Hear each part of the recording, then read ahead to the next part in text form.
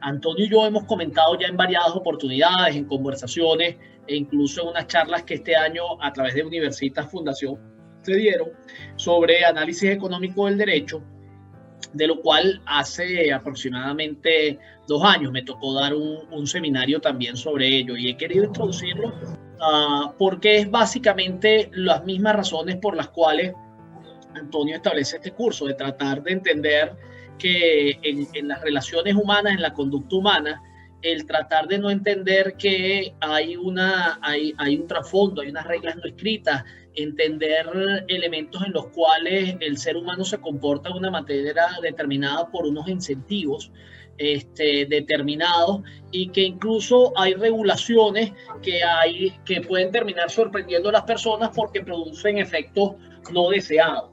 Y eso es un aspecto fundamental que se encarga el análisis económico del derecho.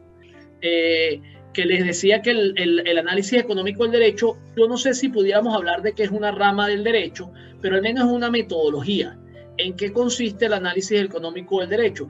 Pues en aplicar el método económico al análisis de problemas jurídicos. Entonces, una primera aclaratoria que yo creo que es importante es entender que el análisis económico del derecho no es analizar desde la perspectiva del derecho problemas económicos, sino desde la perspectiva de la economía, analizar problemas de relevancia jurídica. Entonces, el análisis económico del derecho te sirve para analizar el derecho penal, si vale la pena perseguir una conducta. Y aquí voy a ser muy franco, porque el análisis económico del derecho, incluso uno de sus representantes como Gary Becker, ni siquiera había ciertos delitos que para él no valía la pena ni siquiera perseguir. Entonces puede ser que el delito fuese gravísimo, pero si para él el costo de perseguir ese delito terminaba siendo mayor socialmente, ya vamos a ver lo que es la teoría del costo social de Ronald Coase, si eso terminaba siendo mucho más alto que los beneficios que se obtenían, era preferible no perseguir ese delito. Entonces, el análisis económico del derecho, desde la perspectiva positiva quiere decir desde sus efectos, pone de lado elementos valorativos en su perspectiva positiva. Positiva quiere decir, desde el punto de vista científico, como bien sabemos, es que analizo efectos. Sencillamente veo cuáles son las consecuencias de una actuación. Entonces, el análisis económico del derecho puede analizar problemas de naturaleza penal, puede analizar problemas de derecho de familia. Por ejemplo, el análisis económico del derecho puede analizar el problema de si facilitar o obstaculizar el divorcio es conveniente desde el punto de vista legislativo o no, porque produce eficiencia o no produce eficiencia en la sociedad. Entonces, insisto, no tiene nada que ver con que hayan problemas económicos. Obviamente, el análisis económico del derecho aplica problemas económicos, pero lo que les quiero decir es que no está circunscrito. Es aprender que esto puede aplicar a cualquier tipo de problema. Existen ejemplos incluso que pueden ser absurdos, que es el que, por ejemplo, resulta que es limitar determinadas actividades porque no se puede hacer con luz, porque no hay luz, y resulta que se descubre que hay personas invidentes que pueden hacer esa actividad también. Entonces tú resulta que la limitaste y no pensaste en las personas invidentes. Entonces, el análisis económico del derecho parte de esa perspectiva. Quizás el antecedente más remoto del análisis económico del derecho es la obra del autor londinense de finales del siglo XVIII, principios del siglo XIX, que es Jeremy Bentham, con su libro que es An Introduction to the Principle of Moral and Legislation, y que es uno de los padres del utilitarismo. O sea, sencillamente Jeremy Bentham comienza, que era un niño genio y tuvo una larga vida de todas maneras, bueno, no tan larga, pero vamos a decir, llegó casi a su tercera edad. Pero Jeremy Bentham al final lo que dice es que la conducta humana lo que busca es la utilidad, la felicidad. Entonces hay un concepto que comienza a estar allí en el concepto de incentivos. Entonces fíjense que el análisis económico del derecho comienza a plantear algo muy importante, que el ser humano comienza a comportarse en función de incentivos, y esos incentivos van a determinar lo que es su conducta.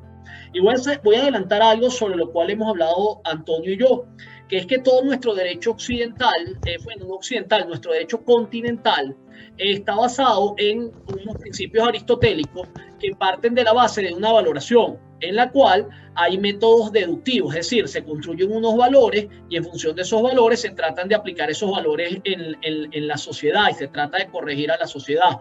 Entonces, mientras que el common law parte de métodos inductivos, en el sentido que las conductas específicas son las que van a moldear. Entonces, la fuente del derecho, y fíjense lo importante de esto, mientras en nuestro sistema la fuente del derecho es la ley fundamentalmente, en el common law, como todos sabemos, es el precedente, pero porque el precedente, que es no es la primera sentencia, es la segunda sentencia que se pronuncia y repite o acoge lo establecido en una sentencia anterior, el precedente recoge cuál es la conducta equitativa en la sociedad. Entonces, autores como Posner lo que dicen es, allí la fuente del derecho es el juez que a través de su sentencia reconoce una conducta eficiente. Entonces, por eso está basado en principios inductivos y para autores como Posner, por eso es que no solo la diferencia de la fuente del derecho continental con el derecho anglosajón, sino que el elemento fundamental es que en el derecho del common law, las conductas o la fuente del derecho son precisamente lo que el juez aprecia en la sociedad y a través de la aplicación inicial de la equidad consigue soluciones eficientes. Entonces son soluciones que vienen de la sociedad y están más adaptadas. Con lo cual, y yo me imagino que es un tema que han tratado con Antonio, fíjense que aquí la sociedad entonces juega un rol directo en la formación del derecho. Mientras que cuando tú partes de principios valorativos, en los cuales hay unos valores que se estatuyen en la Constitución y tratan de ser impuestos, al final hay un factor artificial, porque es el Estado que trata de moldear a la sociedad conforme a unos valores. Y eso obviamente, además, trae una tergiversación, porque estás rompiendo el concepto de Estado de Derecho. O sea, en la medida que tú aspiras que el Estado actúe sobre la sociedad para adaptarle unos valores, le está dando el poder al Estado para que el Estado sea el que moldea a la sociedad con fundamento a unos valores. Y en ese sentido, observen cómo existen son dos perspectivas, pero diametralmente distintas. Ojo, muy importante entender que también esta historia en el common law ha cambiado por dos razones. Primero, porque existen áreas del derecho donde comienza a estatuirse y donde, si bien la interpretación de las cortes comienza a moldear y vuelve a haber precedentes, pero también se estatuye. Hay estados como Luisiana donde hay derecho estatuido.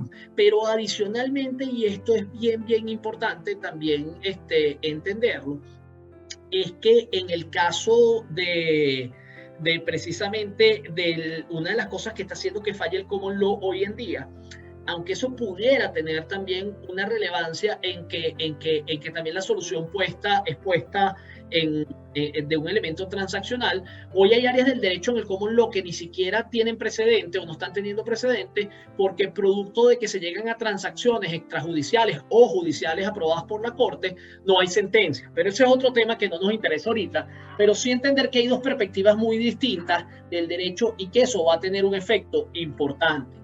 Entonces, ese antecedente, fíjense que viene Jeremy Bentham hablando de los incentivos a las conductas humanas y estos elementos.